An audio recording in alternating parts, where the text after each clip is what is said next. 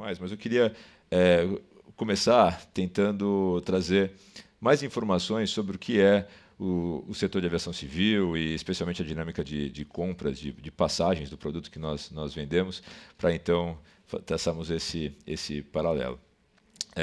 Bom, o setor da aviação, dando algumas dimensões para vocês, é um setor que transporta 100 milhões de passageiros ano. Evidentemente que não são 100 milhões de pessoas diferentes, e sim 100 milhões de passagens emitidas por ano. Esse número ele é significativamente maior, aumentou muito na última década, era 30 milhões de passageiros em 2002, e cresceu em função da combinação de dois fatores. Um deles, promovido ou iniciado pela própria Gol, quando a Gol veio para o mercado com a proposta de ser uma companhia de baixo custo e baixa tarifa, a tarifa que era oferecida para a Gol naquele momento, na média, era de R$ 220, enquanto a tarifa dos principais competidores na ocasião era de R$ 600. Duas coisas bastante interessantes aconteceram na última década. A primeira delas, boa para todos nós que estamos aqui, é que o setor inteiro se movimentou na direção de redução de tarifas.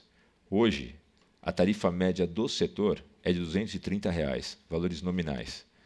Evidentemente, sem ter necessidade de nenhum aprofundamento econômico maior, para a Gol, isso não foi bom. Por quê? Porque a companhia veio no mercado com a proposta de baixo custo, baixa tarifa, onde os seus competidores tinham o dobro ou 3 vezes mais o valor, o preço que nós tínhamos para as nossas tarifas. Para nós, com esse movimento de redução dos custos operacionais dos competidores, hoje estão todos nivelados numa faixa de preço bastante próxima. O que trouxe para a gente uma dificuldade adicional na comercialização. Quando a Gol começou a operar, só o fato de ter o menor preço já era mais do que o suficiente para a Gol estabelecer a trajetória que a marca teve até então. Começou a operar com 4 aviões no Brasil, hoje são 140 aeronaves. A Gol disputa a liderança do mercado doméstico com aproximadamente 33% do mercado, a TAM lidera com 37%.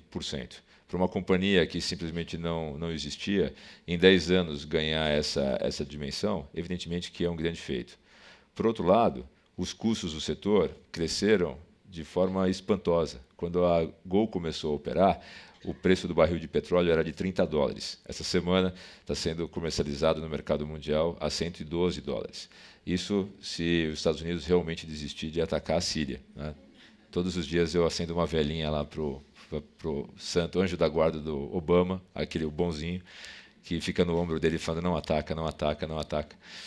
É um setor de extrema volatilidade, evidentemente, e esse setor trouxe para a companhia aérea o desafio que tem sido o principal para nós nos últimos tempos e tem sido capitaneado pela nossa diretora de marketing, a Florence. Florence, levanta, por favor, para o pessoal te conhecer. Visualmente muito melhor do que eu, então eu achei legal fazer esse contraponto. Vocês não pensarem que a Gol é feita só de pessoas feias como eu. A Florence, além de emprestar a beleza dela para a empresa, ela conduz o trabalho hoje que tem simplesmente feito toda a diferença no processo de recuperação que a Gol tem desempenhado. Como vocês também sabem, o setor aéreo sai de um período de crise muito forte. No ano passado, as duas maiores companhias aéreas do Brasil juntas tiveram um prejuízo aproximado de 3 bilhões de reais. Isso é praticamente o valor de mercado de uma delas. E nesse ano o setor caminha para a recuperação na direção do equilíbrio operacional. É uma recuperação grande num espaço pequeno de tempo. Muitas iniciativas foram feitas, foram implementadas para que a gente alcançasse fizesse com que esse turnaround fosse possível. Porém, o carro-chefe para nós, o que tem capitaneado essa mudança, é a forma como a gente tem lidado com os nossos consumidores, especialmente no processo de compra. Se o preço não é mais a maior diferenciação, ainda que a Gol consiga manter o seu posicionamento de ser uma companhia de baixo custo e oferecer as menores tarifas do mercado, a principal diferença, o principal contraponto entre o setor aéreo e o automóvel é justamente na caracterização do produto.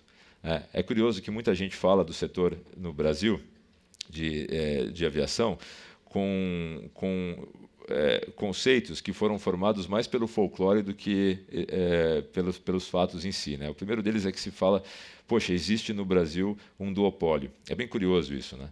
As duas principais companhias aéreas somadas, como eu falei, têm uma participação em torno de 65%. Logo depois vem a Azul com a fusão com a Trip, que tem uma participação em torno de 15% a 17%, e depois a Avianca, que já tem 6% do mercado. Não existe nenhum outro, entre os 25 maiores mercados de aviação mundial, não existe uma distribuição tão grande de participação como existe no Brasil, né? Eu desafio vocês aqui a lembrarem quais são as 3 companhias aéreas da França, da Alemanha, de Portugal. O único país que vocês vão lembrar, muito provavelmente, mais do que 3, é os Estados Unidos. E lá no mercado americano, o território é tão grande e o mercado é tão grande, 10 vezes maior do que o mercado de aviação no Brasil, que as subdivisões geográficas fazem com que, no máximo, 1 ou 2 ou 3 companhias tenham uma predominância numa parcela do país que é representativa, muitas vezes, de 2 vezes o mercado brasileiro. Se vocês viajarem para os principais hubs de conexão nos Estados Unidos, vocês vão ver que a Delta tem a dominância em Atlanta, a mesma coisa acontece com os respectivos hubs da United ou da American Airlines. Então, é um setor que é caracterizado no mercado mundial por baixas margens. Nos últimos 30 anos, as 200 companhias que compõem o IATA geraram um valor somado, ou geraram uma riqueza somada, equivalente a 0,03% de margem operacional positiva. Imagine que durante 30 anos, as 200 companhias que compõem a IATA, a Associação Internacional das Companhias Aéreas, praticamente geraram um resultado de break-even. É um setor extremamente competitivo e a competição não se dá somente pelo número de participantes. Levem em consideração que o nosso produto tende a uma comoditização muito maior do que o do automóvel. O nosso produto é o assento para transportar o passageiro do ponto A para o ponto B. As barreiras de entrada para o setor, de verdade, são altas, porque é um setor de alto investimento. Porém, quando o produto está instalado no mercado, a decisão do comprador, a principal, ela é tomada por tudo, menos pelo posicionamento da marca no mercado naquele momento. Um exemplo está aqui nessa sala. Se vocês têm que fazer uma reunião amanhã no Rio de Janeiro, às 3 horas da tarde, vocês vão comprar a passagem de acordo com o preço e do horário do voo.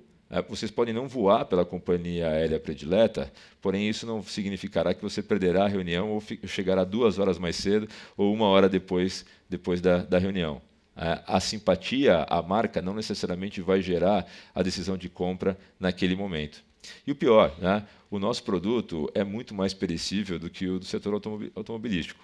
O pior modelo, que tem a menor demanda, que esteja ali encalhado no estoque há 5, 6 meses, com certeza tem um preço que poderá ser abaixo até do custo de comercialização, pelo qual ele será comercializado e pelo menos parte do investimento feito naquele produto será recuperado.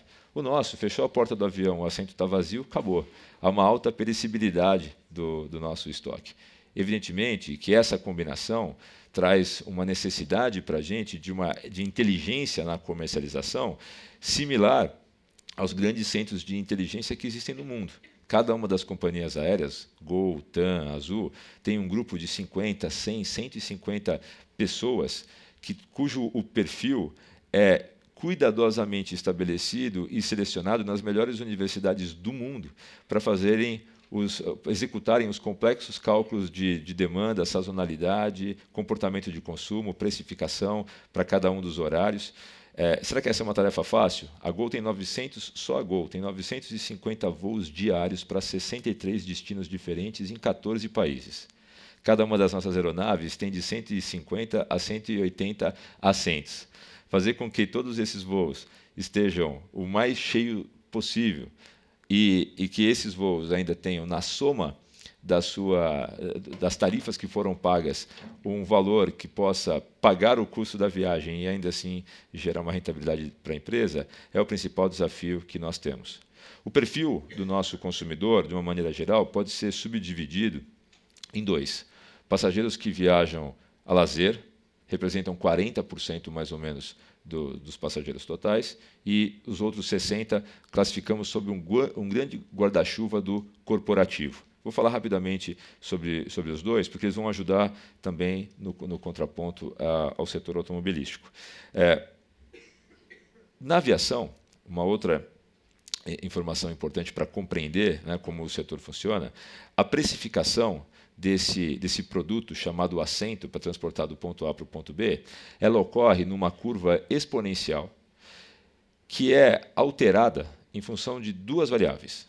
Qual é a distância, a antecipação em relação ao voo e o chamado load factor, o quão cheio ou vazio está aquele voo no momento da compra. Um voo é aberto com 330 dias de antecedência. Quem compra as passagens com a maior antecedência, 1, 2, 3, 4 meses antes do voo, quase que na totalidade, são chamados passageiros que viajam a lazer, 40% do nosso volume total. Esse passageiro é o mais sensível a preço de todos eles, tem um perfil de compra extremamente planejada e tem flexibilidade de mudança na data. Ele pode começar a viagem dele um dia ou dois depois ou antes do que ele originalmente havia desejado, com o intuito de obter a menor tarifa. Normalmente viaja acompanhado, família ou namorado, marido, namorada, primos, amigos, ou seja, é um grupo onde a composição total do custo da viagem para ele faz toda a diferença. É um passageiro guiado quase que exclusivamente pelo preço. Uma vez que ele tem a opção de mais do que uma companhia aérea para realizar aquele destino, normalmente ele busca a melhor condição econômica para viajar. São esses passageiros que estão comprando as tarifas que nós ostensivamente anunciamos aos preços de 80, 90, 150, 200 reais. Esses preços são preços viáveis economicamente. Basta a gente fazer um cheque rápido para descobrir que, evidentemente, não são. A tarifa média no Brasil, como eu disse, está pouco acima de R$200. A distância média percorrida é de 1.000 quilômetros. A etapa média dos voos que existem no Brasil é de aproximadamente 1.000 quilômetros. Isso dá 20 centavos por quilômetro rodado. Você pode tentar qualquer outro modal de transporte, ônibus, trem, a pé, de carro, nenhum deles vai te custar menos do que 20 centavos pelo quilômetro rodado. Essa massa de compradores é a massa que vai fazendo a primeira parte da ocupação das aeronaves.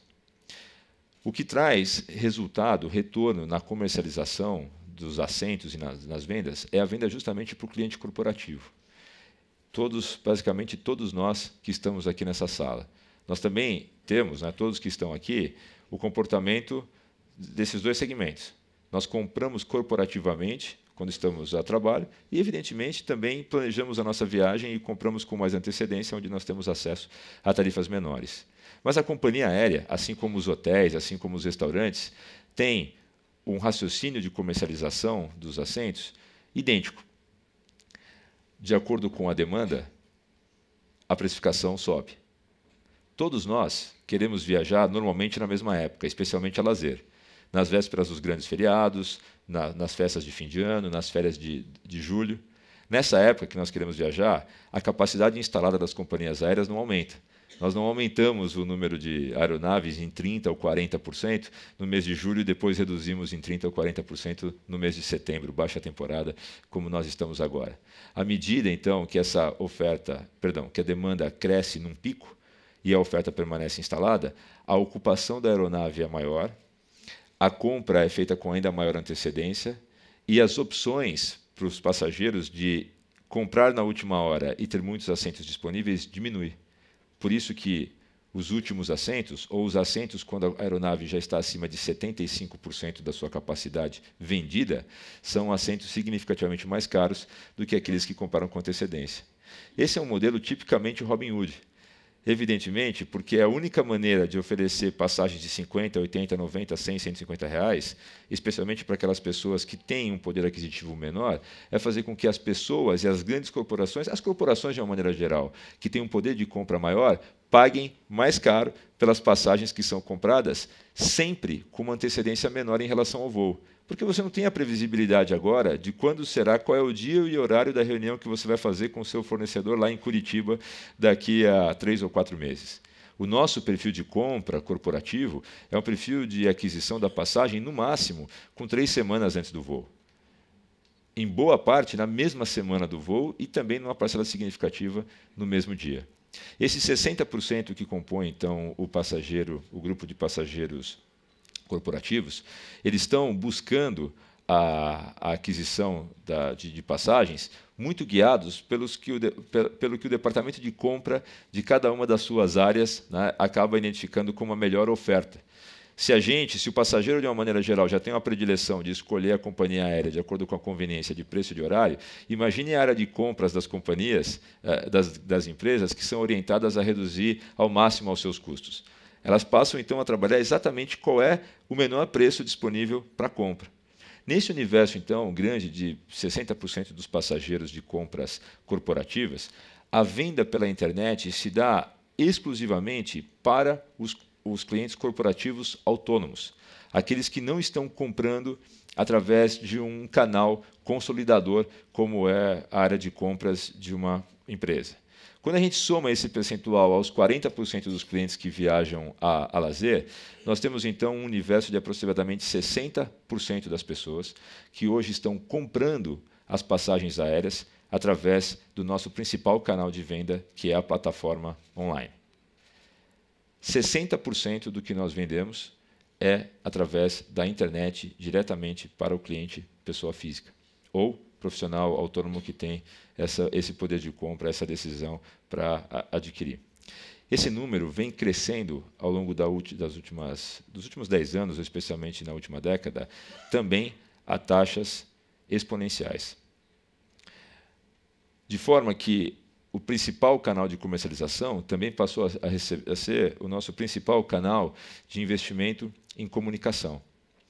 Atualmente, a Gol, se nós pudermos consolidar os sites, os canais de vendas do grupo B2W, a Gol figura entre os 3 maiores e-commerces do Brasil em volume de comercialização. Evidente, o ticket médio de uma passagem é muito mais alto do que livro de CD e qualquer coisa assim. Tá? Esse valor, ou esse volume comercializado através do nosso site, vem de uma taxa de conversão também significativamente mais alta do que o mercado opera normalmente para qualquer canal de e-commerce. Nós temos, na média, 4,5% de conversão em relação a todo o volume de passageiros, de usuários que acessam o nosso site. E quando nós temos as promoções, normalmente em final de semana, esse número chega a alcançar 10% de conversão. São raríssimos os segmentos no mundo que têm essa taxa de conversão para a compra. E quando a gente olha o investimento que fazemos para o estímulo a essa taxa de conversão, nós temos hoje um canal específico que tem feito com que a gente cresça 0,2%, 0,3% na taxa de conversão a cada mês. Esse investimento específico tem sido a ferramenta do Invite Media para os nossos anúncios feitos através do Google. Por isso, para mim, é de fato um prazer especial estar aqui hoje para falar de um projeto não que a gente está fazendo, mas do que a gente fez e que trouxe, de fato, para nós um impacto relevante. Nós aumentamos em 1 ponto percentual nossa taxa de conversão ao alterarmos a maneira de como nós fazemos a advertising através dos meios digitais, baseado nessa ferramenta que nos foi disponibilizada. Isso, para nós, significa a maior taxa de retorno disparado em relação a qualquer investimento de mídia que nós tenhamos feito. Evidentemente que a compra de um assento é diferente da compra de um carro, e é aqui que eu vou me atrever a fazer algum paralelo, destacando as diferenças, que eu acho que são todas conhecidas, mas também algumas semelhanças nas quais eu acredito e podem provocar uma reflexão de nossa parte. O automóvel no Brasil está longe ainda, por mais que se diga, de ser uma commodity, e também esse possível processo de migração de um produto para serviço, acredito que vai demorar muito mais tempo aqui no Brasil do que aconteceu no mercado americano, por exemplo. Isso por quê? Porque, de fato, nós somos apaixonados por automóveis. O volume de pessoas que acessam os sites de todas as empresas automobilísticas do Brasil e que não tem nenhum tipo de poder aquisitivo para adquiri-lo é brutal. vão desde os adolescentes, 12, 13, 14 anos, que conhecem mais sobre os carros das marcas que estão aqui representadas do que todos nós juntos, né?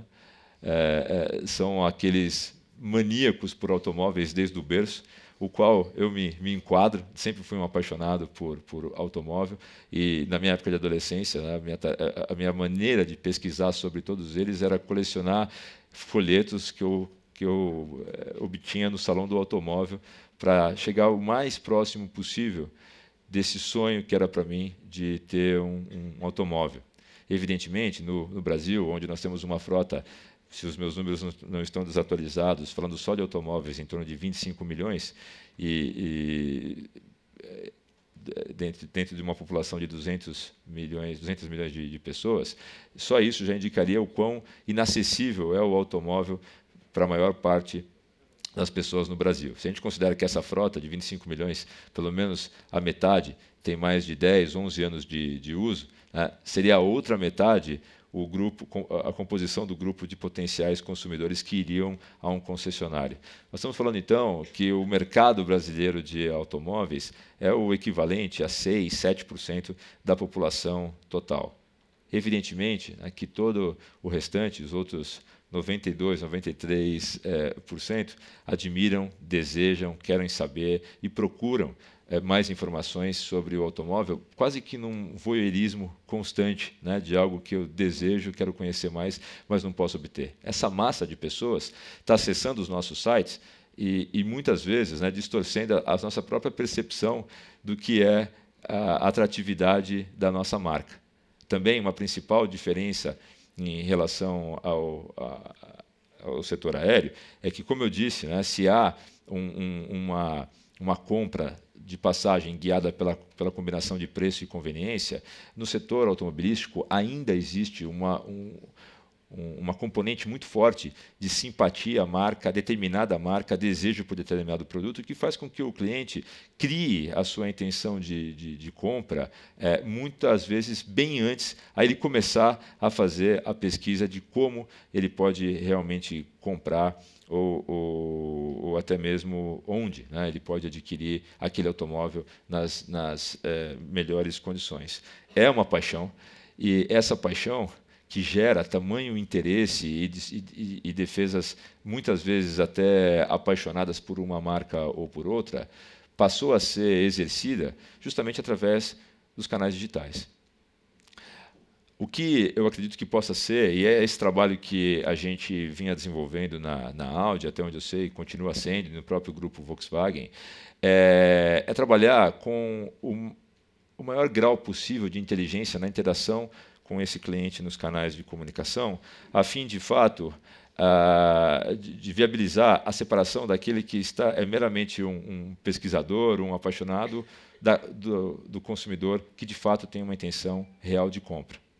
Vai demorar muito tempo ainda para que a tecnologia possa oferecer ao cliente que busca a compra de um automóvel um mecanismo capaz de substituir a visita a um concessionário para sentir, tocar, ver o cheiro do carro novo, fazer o test drive. Ainda vai demorar um bom tempo.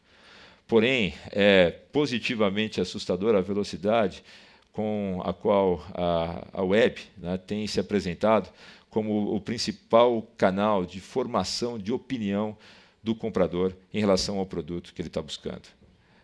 A arte, combinada com ciência, de identificar aquele comprador que é um lead de verdade firme e conduzi-lo até o momento da finalização da compra, eu acredito que é o grande desafio do setor automobilístico nesse momento. É nisso que todos nós trabalhamos, e aqui, fazendo exercício de autocrítica, a minha própria experiência no setor, normalmente a gente acaba trazendo ferramentas ou soluções fragmentadas para endereçar um problema que é muito mais complexo. Muitos de nós celebramos porque temos o melhor site, ou o site que ganhou a maior quantidade de prêmios, ou somos os primeiros na plataforma mobile, ou ainda nós somos os pioneiros na oferta do test drive e na reserva, no agendamento do test drive pela internet. Mas, na prática, quem de nós de verdade está oferecendo uma solução completa, integrada e robusta para aquele passageiro, para aquele consumidor, desculpe, que já está já nasceu num universo completamente diferente daquele que eu, por exemplo, nasci quando eu me tornei um consumidor de automóveis. Há mais ou menos 12 anos atrás, quando eu fui trabalhar como responsável pela área de marketing na Volkswagen, eu me lembro perfeitamente de uma reunião que a gente teve assim. Uma empresa apresentou a pesquisa para nós de que, no futuro, as pessoas fariam tudo pela internet. Comprariam tudo pela internet, não saía de casa. Né? E quão distante está esse futuro? Foi a minha pergunta. A resposta foi 10 anos. Né? Agora. Ou, aliás, há 2 anos atrás. Como eu falei, ainda tem muita barreira para a gente e ainda muito desenvolvimento tecnológico a ser feito para poder reproduzir em casa toda essa gama de interações que um comprador quer ter com um automóvel. Eu ilustrei uma aqui, que é a história de sentir a textura, o cheiro do carro novo, ou até mesmo fazer o test drive. Talvez isso tenha mudado ou errado bastante na a projeção daquela ocasião. Mas uma coisa que foi extremamente acertada e que está acontecendo é que também foi dito que as pessoas que estavam nascendo neste universo digital acessariam o mercado de automóveis com um comportamento totalmente diferente 10 anos depois, ou começariam a fazer isso. E isso está, de fato, acontecendo. A idade média de compradores de automóveis no Brasil, isso eu sei que continua, porque pude me manter atualizado com esse dado, é de aproximadamente 40 anos de idade. Nós já estamos... a idade que eu estou, com 39. A minha forma de comprar produtos, de fazer e de se relacionar com as marcas que me interessam é quase que totalmente feita através de um ambiente digital. É muito diferente do que meu pai faria e seguramente será diferente da forma como meu filho virá a fazer. O mais curioso é que a gente se vê ainda vivendo uma dicotomia, né, de como nós vamos endereçar o mercado. E muitas vezes as marcas, de uma maneira geral, se comportam com um modelo de ruptura. Não, agora eu vou partir tudo para a plataforma digital. Isso tem um impacto, evidentemente, para um grande volume de pessoas que ainda compram no modelo antigo, na forma antiga, nem acessam a internet. Né? Os dados aqui apresentados de penetração são de 80%, 85%, nenhum deles é de 100%. E a gente não pode prescindir daqueles clientes que ainda têm um comportamento de compra de uma forma antiga. Porém, esse novo grupo que está vindo para o mercado tem um nível de fidelização às marcas também significativamente menor que meu pai tinha.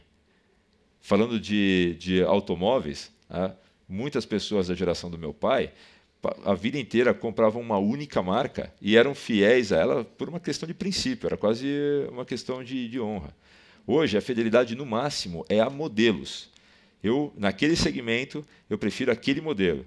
No outro segmento, eu prefiro o outro modelo. E isso vai mudar à medida que, em qualquer um dos segmentos, venha um novo produto de uma marca com a qual eu não tenha rejeição e que possivelmente vá assumir a posição de predileção naquele segmento. A formação da opinião do consumidor e a condução da construção dessa opinião em cada um deles, eu acredito que é o principal desafio que a gente tem hoje como profissionais de marketing ou de comunicação, especialmente no setor automobilístico. E, nesse sentido, a principal contribuição que eu acredito que a gente possa dar, e advinda do setor aéreo, é dividida em 2 dimensões, nas quais eu acredito mais do que nunca. A primeira delas é, de verdade, uma consistência nessa proposta de plataforma digital. De pouco adianta realmente quando a gente muito facilmente cria as promessas de entrega através dos meios tradicionais de comunicação ou ainda dos nossos banners e anúncios na internet, e na prática, essa entrega no meio físico não acontece, quer seja no agendamento do test drive ou ainda na disponibilidade do produto, nas configurações ou nas cores desejadas. Eu vejo que essa fragmentação da proposta é parte do processo de mudança comportamental que a indústria automobilística está vivendo de uma forma generalizada. A gente tem, comandando as empresas, ainda há muitas pessoas com um perfil de pensamento, uma estrutura, uma arquitetura de pensamento extremamente calcada na forma antiga de comercialização. O risco, né, de verdade, dessa curva de conscientização ser mais lenta do que a velocidade de mudança no mercado é enorme. E assim se criam, né, os grandes cases de fracasso. A companhia X demorou muito tempo para se adaptar a essa nova mudança, o mercado veio e atropelou. Eu não acho que falta inteligência, recurso, competência ou até mesmo visão das áreas, né, responsáveis por isso, das respectivas áreas de marketing das companhias. O que falta de verdade é uma mudança de postura estruturada, para que cada um dos stakeholders dessa mudança, né, que o concessionário, os agentes de vendas, os vendedores, a plataforma internet, esteja de fato integrada. Quantas vezes, né, vocês todos aqui se frustraram por implementar algo extremamente vanguardista, eficiente e que na entrega física não funciona porque os processos não são robustos o suficientes ou não estão de fato estruturados. O que a gente tem feito no setor aéreo levar uma proposta que esteja revestida da garantia de entrega de em cada um dos pontos de conexão com a marca. Quando nós decidimos, identificamos que os nossos passageiros os nossos clientes estavam interagindo conosco, 60% deles pelo menos, totalmente na internet, nós mudamos todo o meio físico de interação com ele para o meio e passamos para o meio digital. Hoje você pode, através do celular, comprar a passagem, fazer o check-in com até 7 dias de antecedência em relação ao voo, deixar esse check-in aqui na tela e entrar no avião munido apenas do seu celular, não imprimindo um pedaço sequer de papel, não passando para falar com ninguém. Esse investimento não foi um diferencial para aumentar vendas, foi uma coerência com o que nós havíamos iniciado e nós mesmos provocados com o processo de comercialização que nós elegemos como o processo mais eficiente para nós.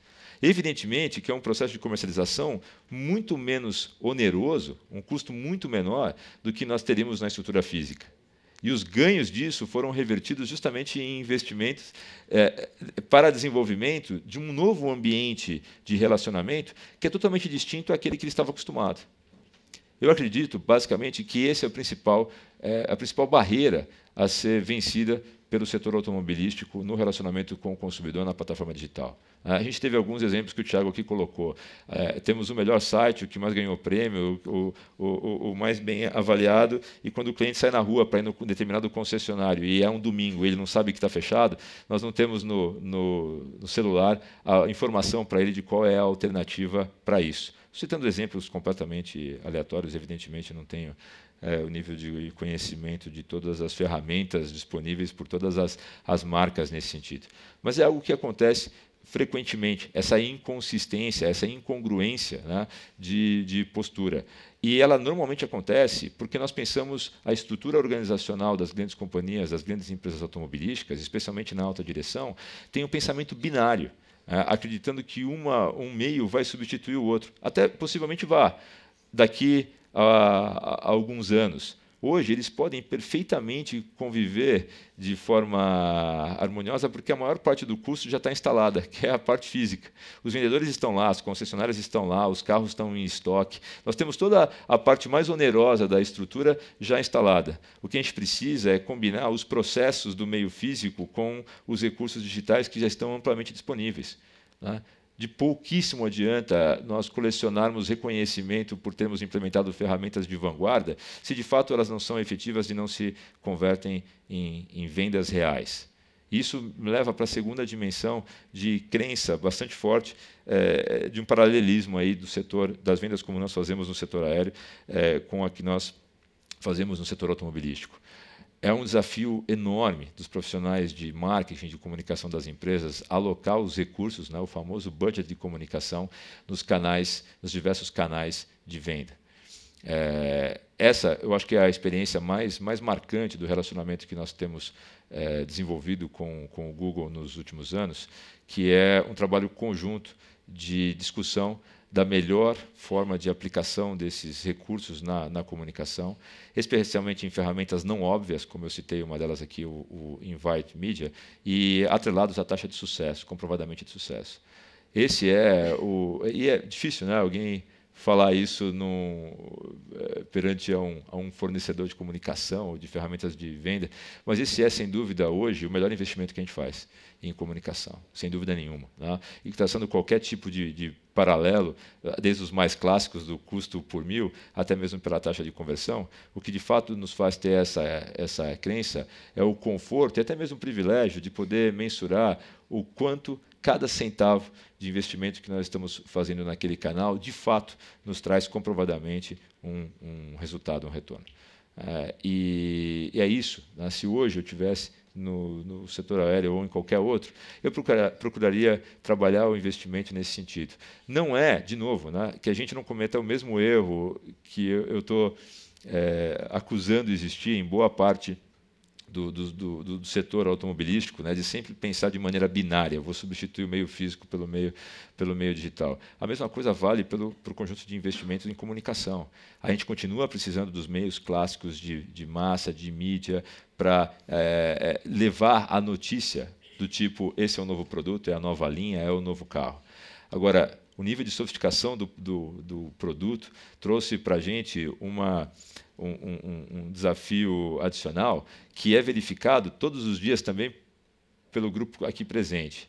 Como a gente consegue comunicar em uma página dupla de revista, 30 segundos da televisão, todo o conteúdo tecnológico e de inovação que os produtos estão trazendo para o mercado, e isso acontece a cada dia.